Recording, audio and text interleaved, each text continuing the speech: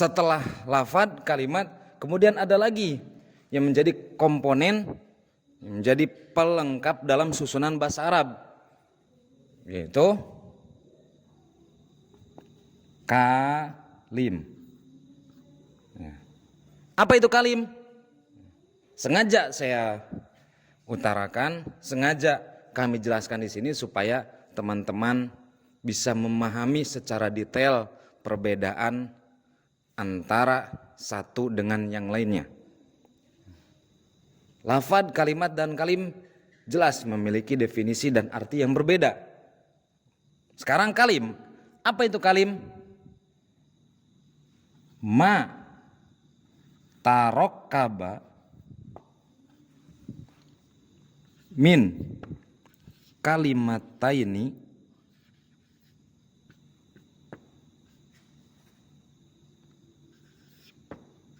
fa'aktsara walahu maknan mufidun amla. Apa arti dari kalim? Jadi apabila ada bahasa Arab yang terdiri dari dua kosakata atau lebih dan memiliki arti yang berfaedah atau tidak memiliki arti berfaedah, maka itu disebut dengan kalim. Yang dimaksud berfaedah di sini adalah mayasunu sukutu minal mutakallimi awil mukhotob, yaitu ungkapan yang bisa difahami baik itu oleh pembicara atau pendengar, itu mufid. Contoh yang mufid bisa kita ambil contoh dari yang atas. Kataba Zaidun ad-darsa, Mas Zaid menulis sebuah tulisan. Saya yang berbicara, teman-teman yang mendengarkan sudah sangat paham ketika mendengar ungkapan ini. Mas Zaid menulis sebuah pelajaran. Tidak akan ada lagi pertanyaan berikutnya, amla atau tidak. Dua kalimat atau lebih yang tersusun yang tidak memberikan faidah. Contohnya begini. La faidatalaha. Dua kalimat yang tersusun tapi tidak memberikan faidah. Contohnya in koma Zaidun. Dua kosakata, bahkan tiga. Ada kalimat hurufnya, ada kalimat fiilnya, ada kalimat isim. Dua kosakata, bahkan tiga kosakata. Ada tiga kosakata yang tersusun bergabung menjadi satu, tapi tidak memiliki faidah. Kenapa tidak memiliki faidah? Coba kita cari tahu artinya. In koma Zaidun, apabila Mas Zaid berdiri. Apabila Mas Zaid berdiri, nah, dari segi intonasi saja, ungkapan ini masih sampai pada tanda baca koma. Apabila Mas Zaid berdiri. Ini adalah contoh ungkapan yang tidak memiliki faidah. Artinya sebuah ungkapan yang masih mengundang pertanyaan. Paham Mas Ade?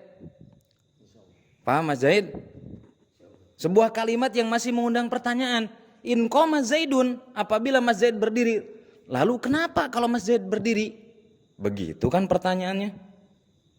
Betul. In qoma Zaidun, atau dalam Al-Quran.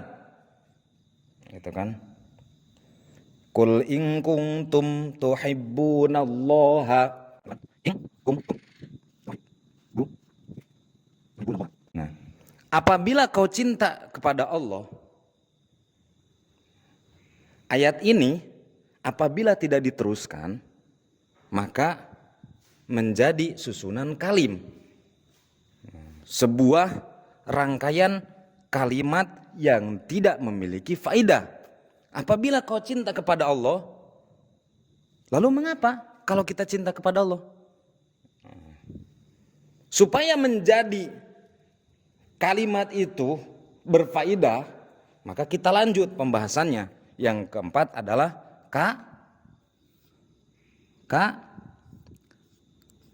kalam. Apa itu kalam? Ma tarokkaba min kalimataini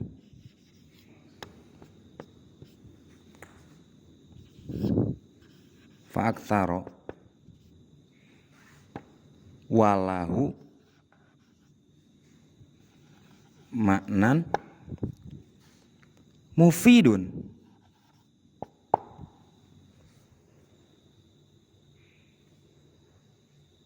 Adalah dua kosakata atau lebih yang memiliki makna yang berfaedah.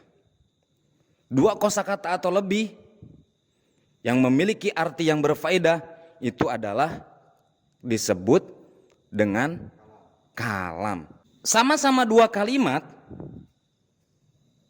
Kalau kalim itu tidak punya faedah,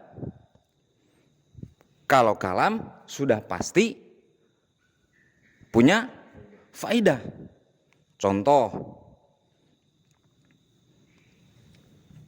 kalam, kita menyempurnakan dari contoh yang kalim, karena kalim ini masih belum punya faedah, masih mengundang pertanyaan. Contoh bunyinya kalim kan seperti ini: in koma Zaidun, apabila Mas Zaid berdiri, maka koma Amrun. Itu. In koma Zaidun adalah contoh kalim. Supaya menjadi susunan kalam, maka harus ditambahi koma Amrun. In koma ini adalah contoh kalim.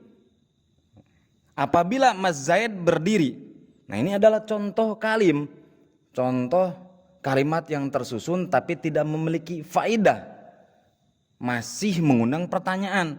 Maka supaya tidak ada pertanyaan harus memiliki faedah, harus dilengkapi dengan in koma Zaidun koma Amrun. Apabila Mas Zaid berdiri, maka Mas Umar pun ikut berdiri. Kalau sudah diterangkan seperti itu, maka otomatis baik si pembicara atau yang mendengarkan sama-sama faham. Baik si pembicara atau yang mendengarkan sama-sama mengerti. Tidak ada lagi pertanyaan-pertanyaan berikutnya. Begitu. Contoh lain, in kuntum tuhibbunallah.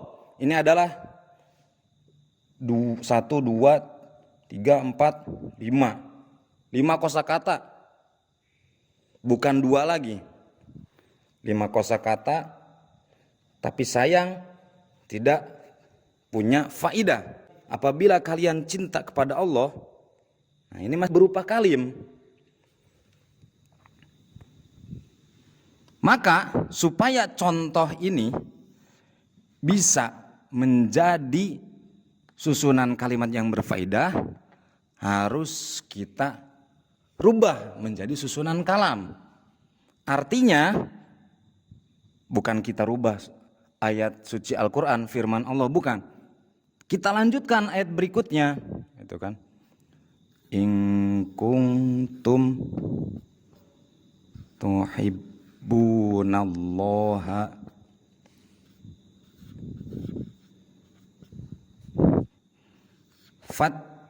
fattabi'uni. Yang semula in kuntum tuhibbunallah ini adalah susunan dari kalim, 3 kosakata bahkan lebih tersusun tergabung menjadi satu rangkaian tapi tidak memiliki faidah. Kemudian disempurnakan dengan fattabi'uni yuhibbukumullah. Maka ayat ini jadilah susunan dari kalam. Gitu ya, saudara-saudara. Apabila kalian tuhibbunallaha, cinta kepada Allah, kata Nabi, fattabi'uni, ikutilah aku. Yuhibbukumullah, otomatis Allah pun akan cinta kepada kalian. Kalau ayat ini sudah diterangkan, maka pasti baik si pembicara atau yang mendengarkan sama-sama faham, sama-sama mengerti. Tidak ada lagi pertanyaan. Jadi lafad itu sudah pasti kalimat, sudah pasti kalim dan kalam. Kalam, kalim, kalimat itu sudah pasti lafad.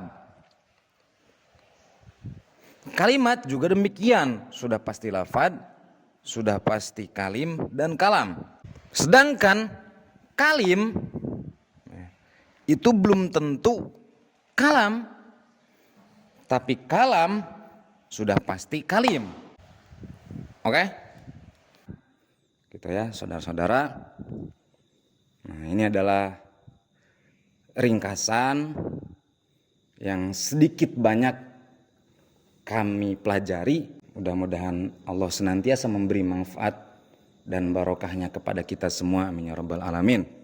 Untuk bahasan selanjutnya, yaitu bagaimana arti, definisi, dan penjabaran dari sebuah kalam menurut versi Imam As-Sonhaji dalam kitabnya yang begitu monumental berupa kitab Jurumiyah. Insya Allah kita akan sama-sama pelajari dalam pertemuan berikutnya. Zadanallahu dana wa taqwana min rabbal alamin. Wallahu a'lam bishawab. Assalamualaikum warahmatullahi wabarakatuh.